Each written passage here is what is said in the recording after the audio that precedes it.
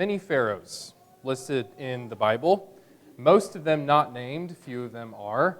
But I would say that the most famous pharaoh by far is the Pharaoh of the Exodus, from this part of the book of Exodus, because this is the Pharaoh who steadfastly refused to listen to the voice of God as it came to him over and over and over, refused adamantly to pay attention to the destruction, the wholesale destruction of his entire nation as plague after plague just came in waves over the land of Egypt.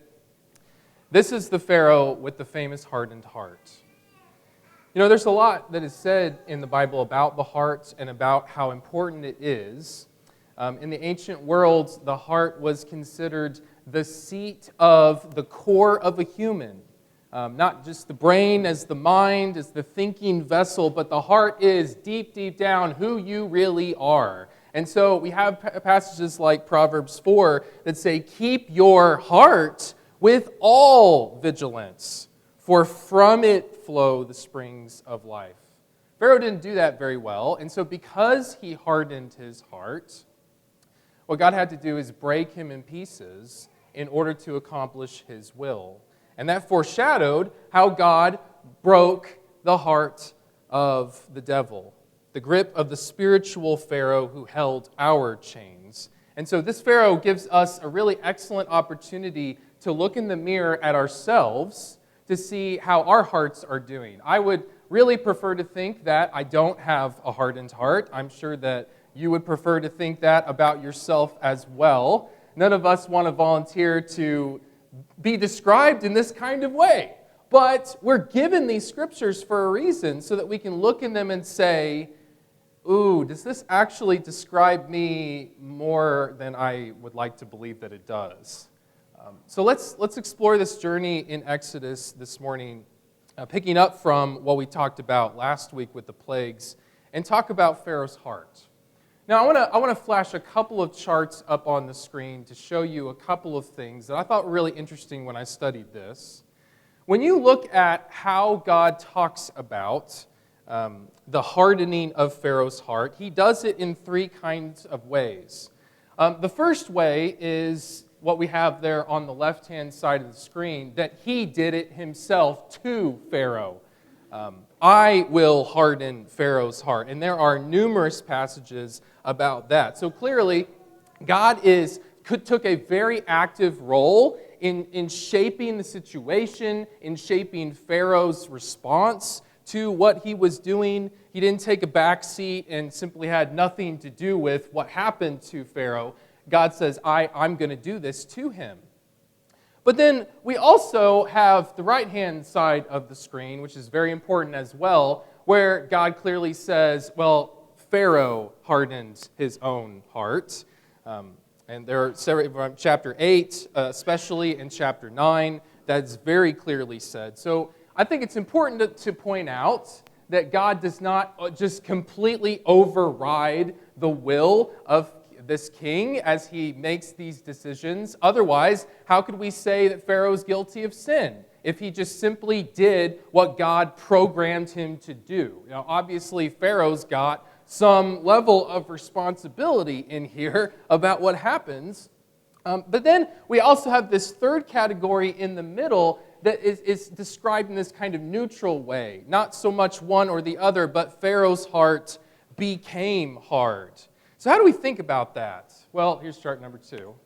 I think it's interesting when you look at the progression of the plagues, what is said about Pharaoh's heart. Because, I don't know if you've ever noticed this, but after every plague, there is always something said about the heart of Pharaoh. But it's just described in different ways. So with the first 5 plagues, you'll start to notice some kind of a pattern here that either we have a neutral statement that his heart just kind of became hard, or we have a statement about Pharaoh doing the hardening. And I've tried to highlight that in sort of obvious ways. Hopefully that shows up well on the screen. But then when you look at the last 5 plagues, so you look at the boils on, what do you notice? You notice that more often than not, 4 out of the 5 times, it said that God hardened his heart. So what do we make of that? Here's what I make of that. That God steered the ship, but Pharaoh built the boat. Pharaoh decided what he was going to do, and God, as God is the master chess player, God can see the decisions and the will of all mankind. God decided to use the heart of Pharaoh, who was already going down this road, to accomplish what he wanted to accomplish out of that. It's kind of like the way 2 Thessalonians 2 talks about how with the wicked who already want to be wicked, God sends them strong delusions so that they will just keep going down that path so that he will accomplish his will. So God took Pharaoh's evil and guided it for his own purposes. That's also very much like what happens with Ahab. You remember in the time of the kings where Ahab says, hey, I want to go and attack Ramoth Gilead. And Jehoshaphat, the other king with him, says, shouldn't we ask the Lord about that? That's usually a good thing to do when you're trying to make decisions.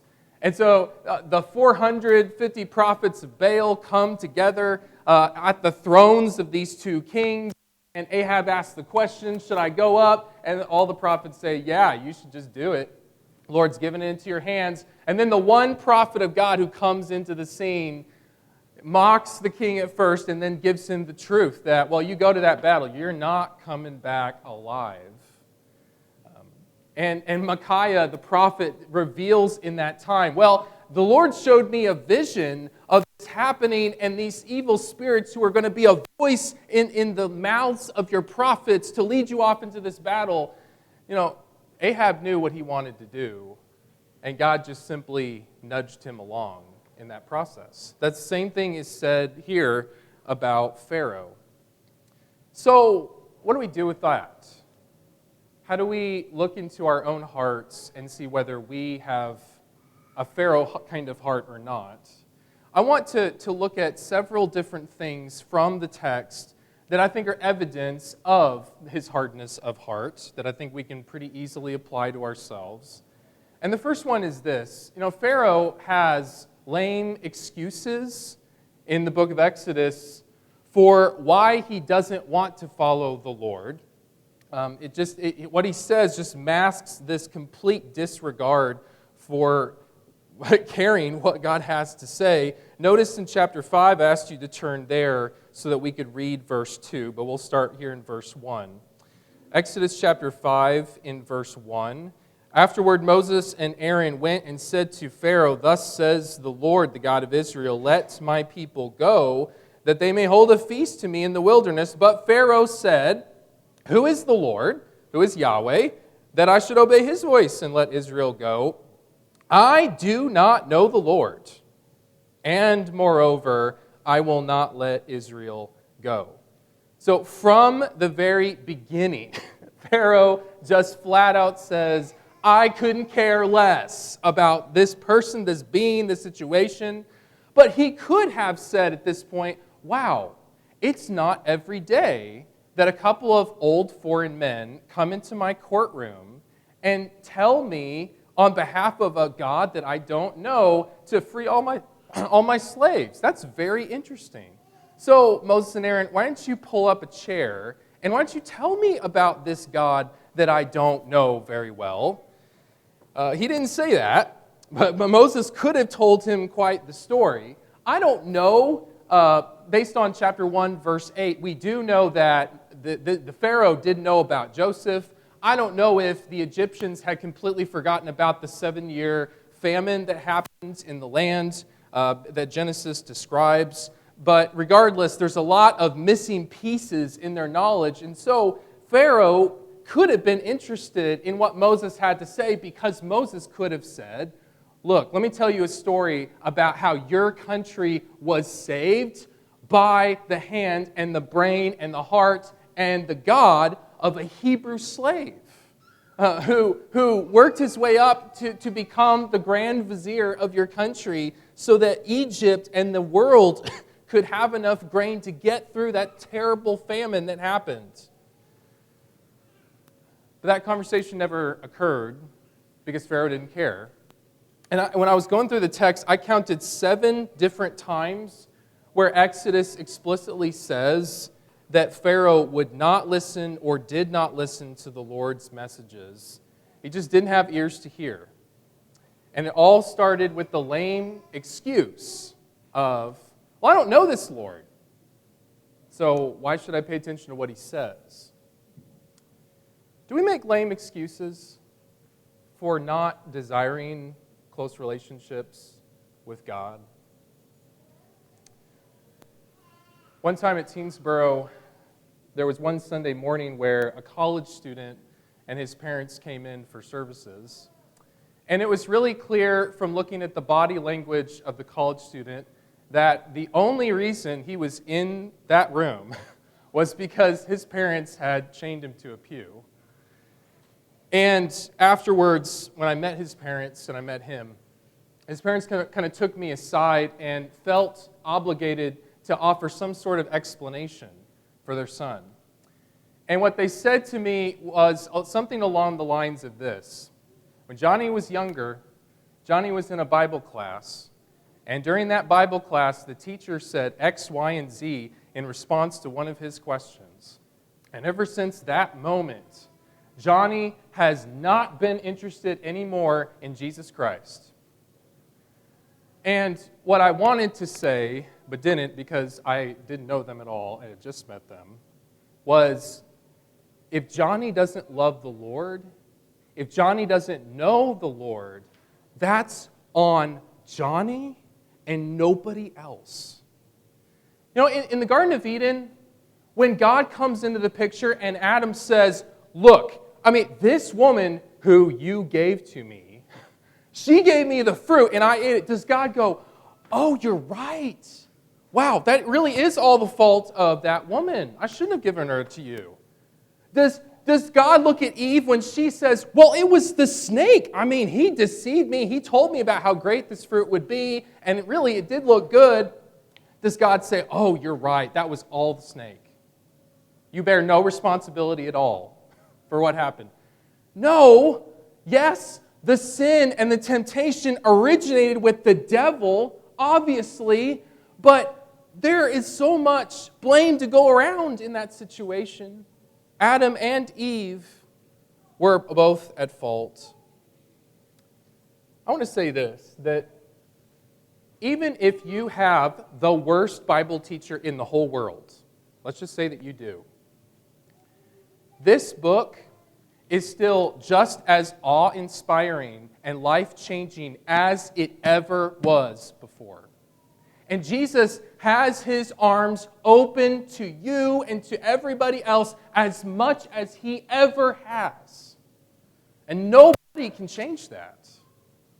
Now, I will say, yes, we should have high standards for Bible teachers. I'm not trying to say that at all. Bible teachers should work really, really hard on what they have prepared to say to somebody else if they are trying to speak the words of God to other people. They should be thoughtful, they should be well-studied, they should be engaging for the people who are listening to them. Amen, that must be the case. But if we excuse our lack of desire to understand Yahweh by blaming our parents, well, they just didn't do a really good job with me. Or we blame our teachers at church. Or we blame some other mentor who rubbed elbows with us and influenced us in different ways.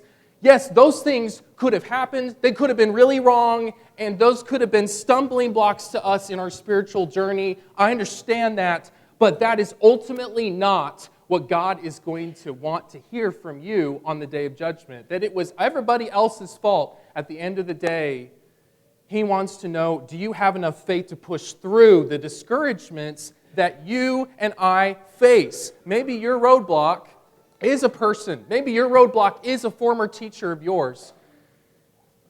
Are you going to use that as a lame excuse for not understanding the Lord? Who is the Lord? I don't know the Lord. Well, get to know him then, for crying out loud. Something else that is evidence of a hard heart with Pharaoh is that he just has an astonishing disregard for the lives of fellow humans. And that's not a new thing in Egypt. When you go to chapter 1, the Pharaoh of that time starts the whole enslavement process, the whole system for getting rid of all the Hebrew boys, throwing them into the river. And even right before the plague starts, this Pharaoh is showing the same sort of cruelty. You remember when Moses and Aaron, they go and they confront him for the first time. And not only does he say, I'm not going to listen to this, what he also says is, you know what I'm going to do? Those Hebrews that you're trying to free, I'm going to make their lives harder. And I'm going to make their brick making more difficult than it was before because they're a bunch of lazy do-nothings. What he's trying to show is, I'm the boss, I'm in control, and there's no God who's going to tell me what to do. Nobody's going to stand in my way. I don't care about those people in the fields.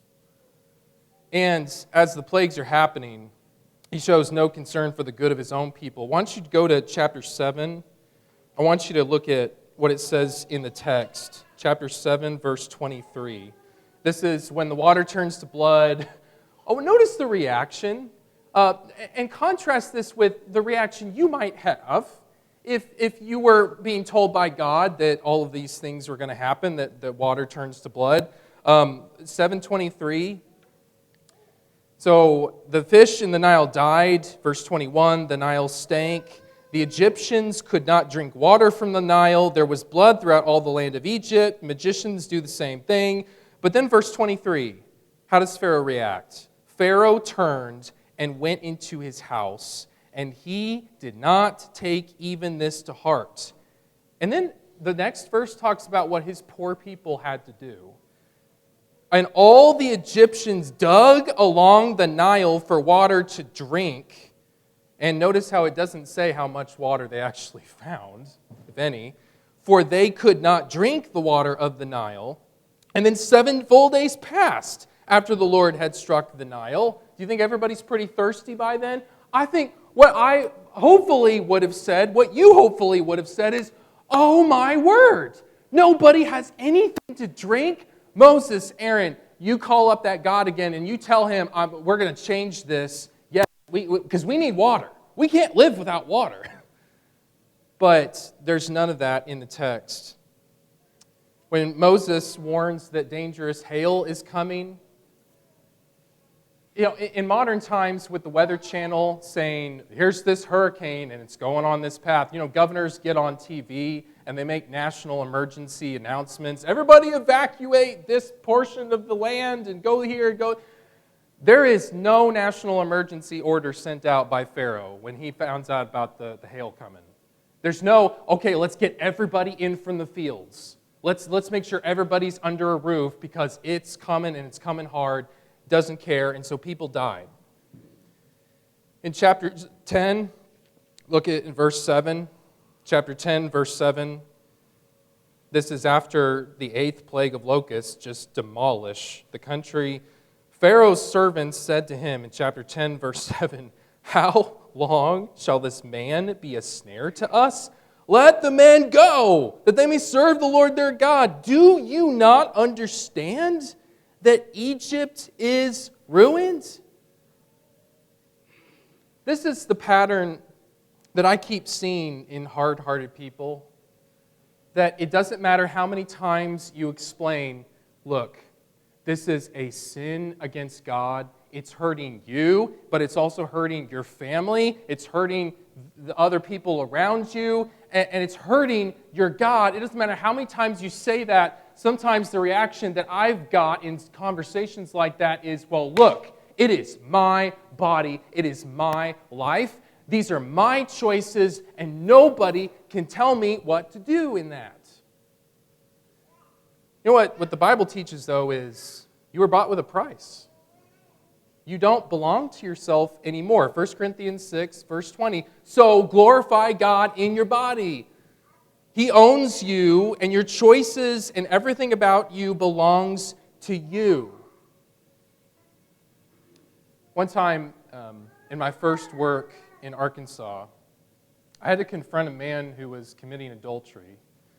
And I had had several conversations with him.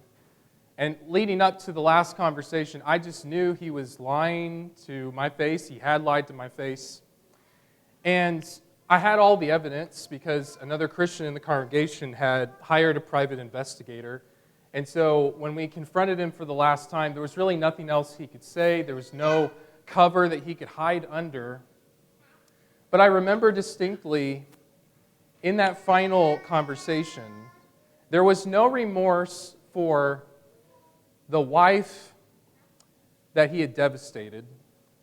There was no remorse for the devastation that was caused in our congregation at the time. There was no remorse for the husbands of the woman that he was currently with. All he kept coming back to was, "You get out of my hair.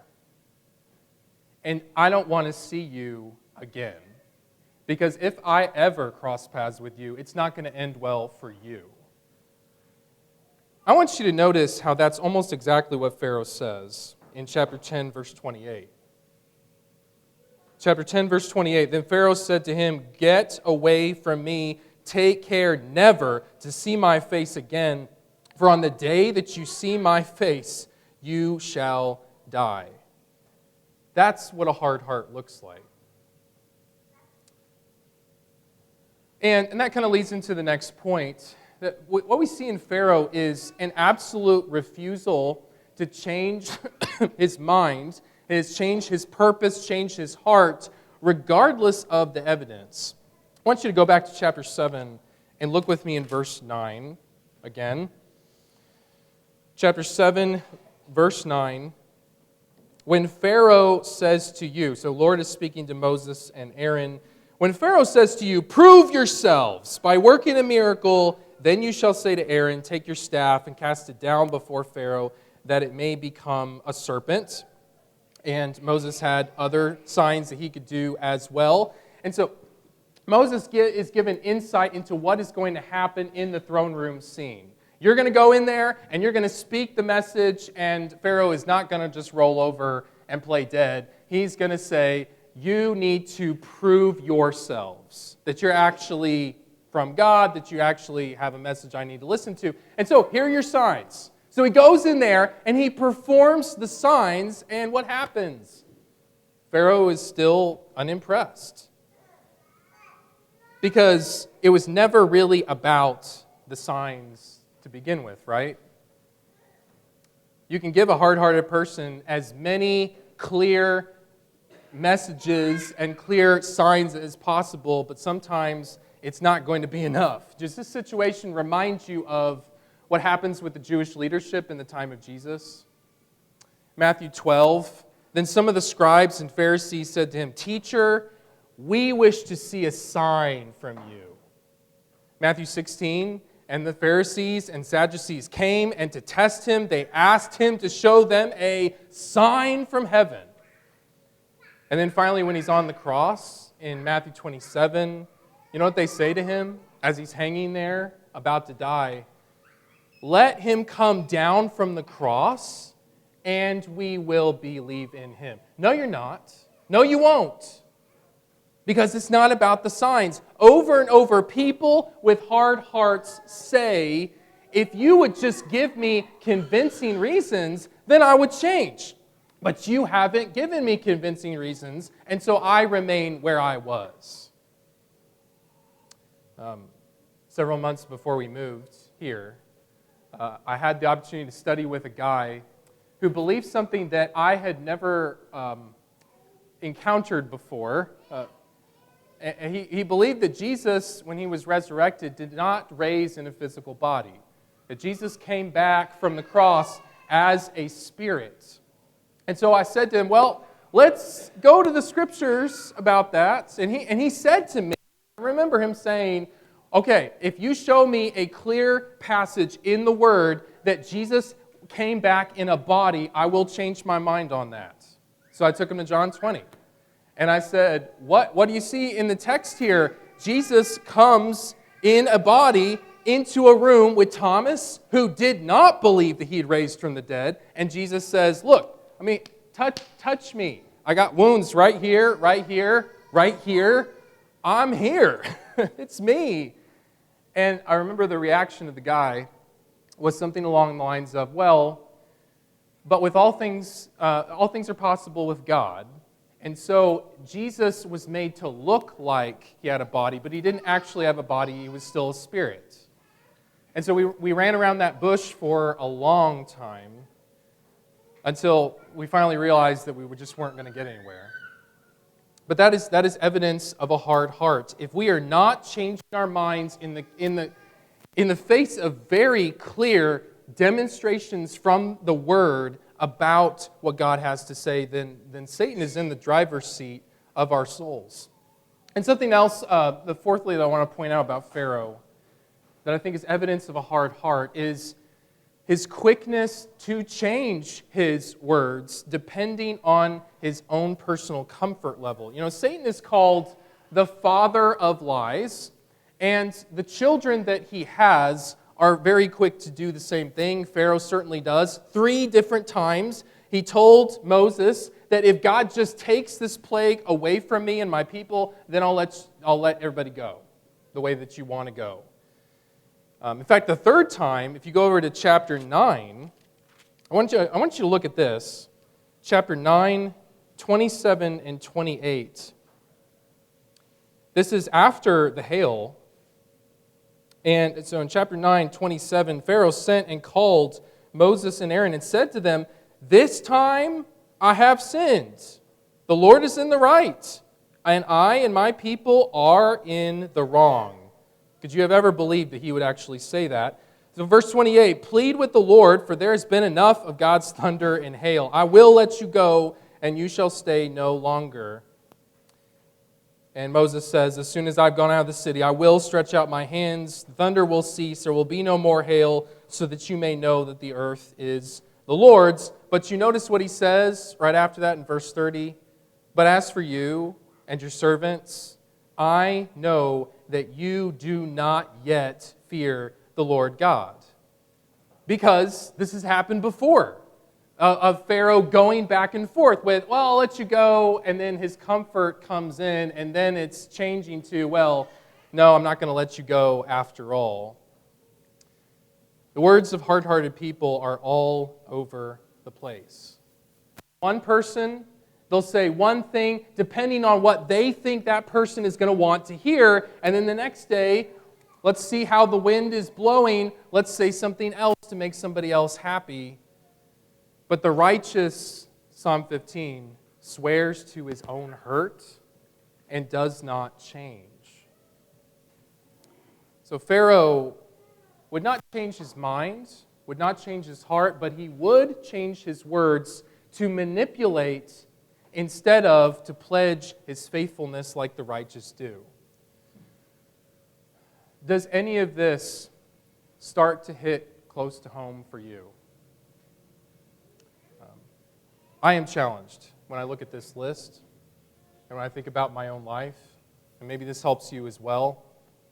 I want to draw our attention to a New Testament passage now as we close. In Hebrews chapter 2, we're going to end there.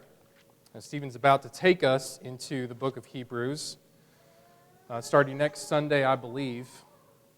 Hebrews chapter 2 is one of those beautiful passages that elaborates on how it was that Christ's sacrifice atones for, covers for, addresses our sins and what he did on the cross as the firstborn of the Son of God. Hebrews chapter 2 in 14, "Since therefore the children share in flesh and blood, he himself likewise partook of the same things, that through death he might destroy the one who has the power of death, that is the devil, and deliver all those who through fear of death were subject to lifelong slavery." Slavery. The very story of the Exodus, enslaved Israelites who are liberated and set free by a God who actually cares about their lives, in contrast to this terrible ruler who is over them. But how did that exodus happen? It happened through death, right? After the frogs, after the flies, after the boils, after the darkness, after the hail, after all these different plagues had swept down into the country, what finally broke this Pharaoh of the hard heart was the death in his own family. You ever noticed how we're never told the name of this Pharaoh? There are a lot of speculations about who this person was. Maybe he was a Ramses, maybe he was a Tutmos. We don't really know. Depends on how you date the book of Exodus. But I think we have a good reason for why we don't have his name is because this Pharaoh is a symbol of rebellion and wickedness in the face of God. As one writer put it, he embodies the tragic turn the human heart can take when one person or society places their own values and well-being above another person or society. And so death is called for. And this death allowed the Exodus to occur. And death, the death of God's firstborn son, is what it was that broke the power of the evil spiritual Pharaoh who held us bondage and freed us from the sins that we have that we could not free ourselves from. And so, if you find yourself in bondage this morning, please recognize that Jesus holds out his arms to you as the liberator of his people. And so if you are weary and heavy laden because you are a slave to your own passions, a slave to the mistruth going on in our culture, a slave to all kinds of things in the world that wants to attach itself to your back, recognize that if you take his yoke upon you, he is meek and lowly, and you will find rest for your souls. For his burden is light. It's not hard, it's not weighty, it's not tough. His yoke perfectly fits on your shoulders, unlike the yoke of the devil. And so if we can help you out of your slavery this morning, please let us know how we can assist as we stand up and we sing the invitation song.